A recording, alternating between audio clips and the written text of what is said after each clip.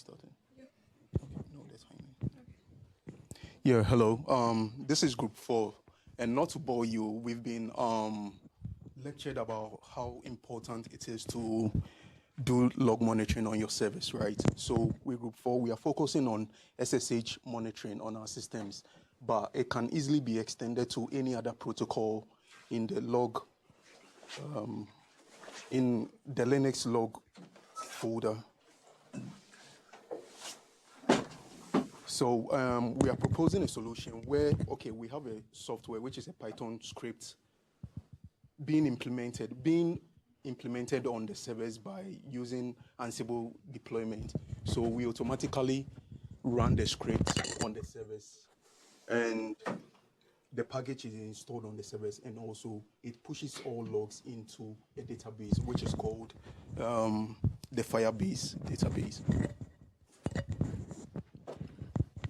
Moving on to the objectives that we've achieved through this project. One, we've centralized the log monitoring system, and it gives us near real-time monitoring capabilities. We've also made a Python script that is efficient in log parsing and categorizations of the logs. Thirdly, we've made the script into a PPA packaging, and it is easy to distribute it amongst various systems. And we've also made a system in which we've deployed the PPA on the main server, and it is going into the slave servers. And scalability and adaptability is because that this is a PPA, so it can be used across various servers. And there is Firebase integration already in the script, so there's no other user input needed. So coming to our implementation process of the project, firstly, as said before, we've created a Python script. So the Python script takes the log from the auth log. Auth log has many logs, but it will specifically parse for the SSH logs. It will then divide the SSH logs into 3 categories, basically successful, failed, and unauthorized. Then this logs will also give us the timestamp of when the log was SSH attempt was made, the IP address from where the SSH attempt was made, the port, and the username. And then we've done 2 reviews here. So one, it will print the logs on the console for immediate review, as well as it will push these logs into a Firebase database.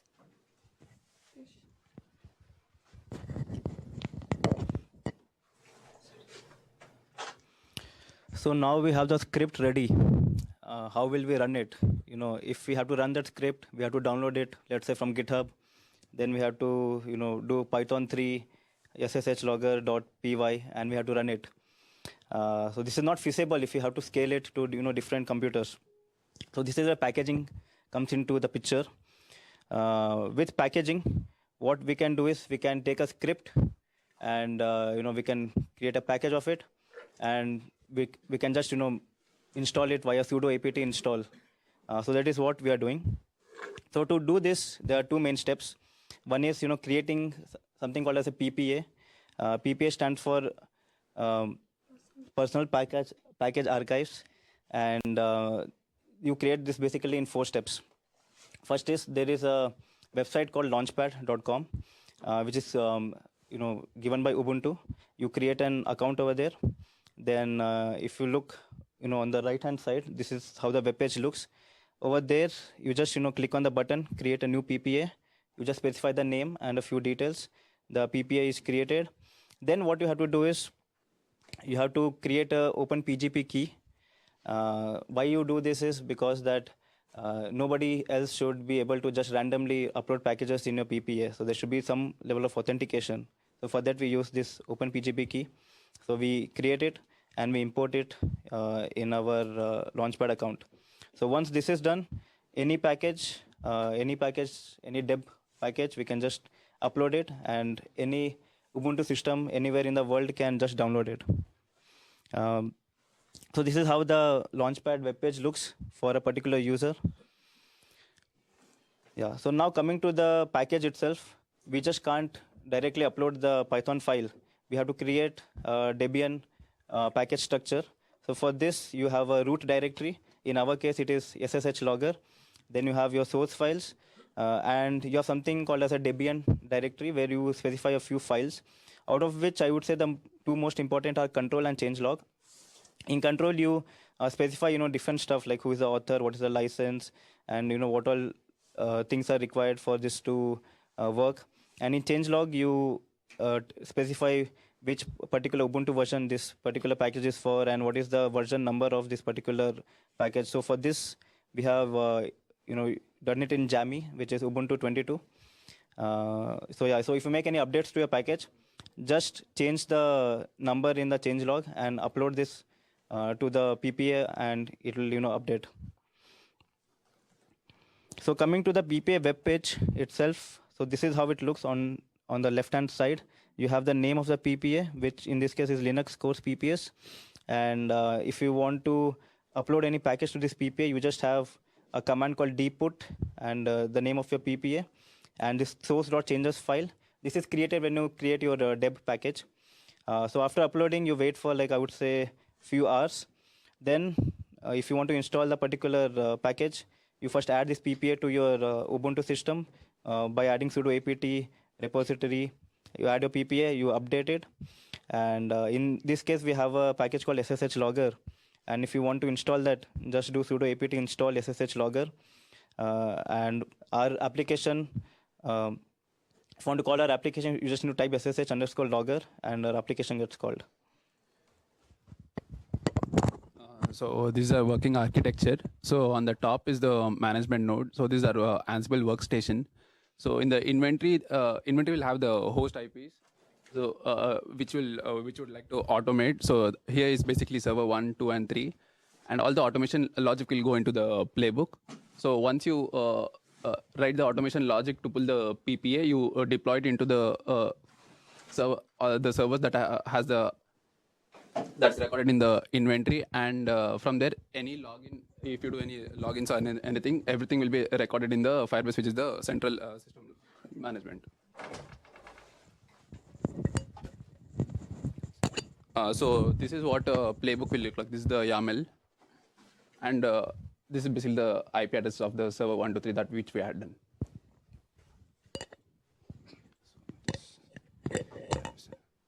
That's it. So with the generation of the logs, we decided to use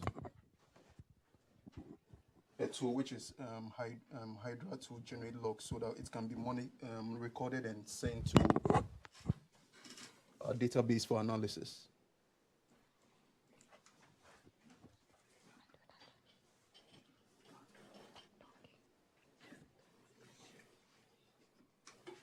Okay, so we are simulating the generation of logs. So we are working on these servers, and Hydra is using a list of username, password, and the list of servers. And with the okay, so this is simulating a brute force attack, which will generate logs into the server, and the output would be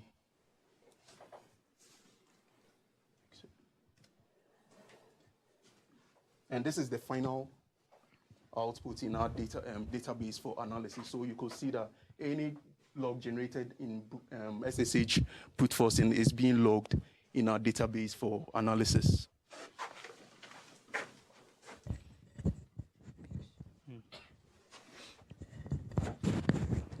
So to conclude, log monitoring is very important when it comes to anybody, any organization. So we created a script which does that, and that is not enough. We need to be able to package it so that it can be installed in any system with just 2 commands. So we did that as well. We created a PPA, uploaded the package in the PPA, and that also is not important if you want to automate that even further.